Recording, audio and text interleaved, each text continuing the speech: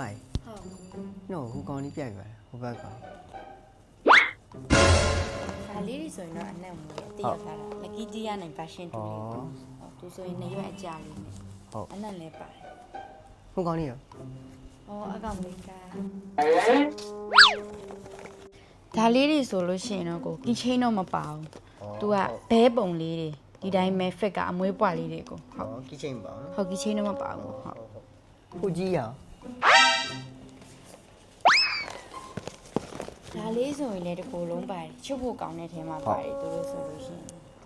ဒီကောင်လေးရော ဒါလေးအခုအဲ့ဒါဘာလောက်တာလဲ ရမလားလို့လက်ကြည့်တာ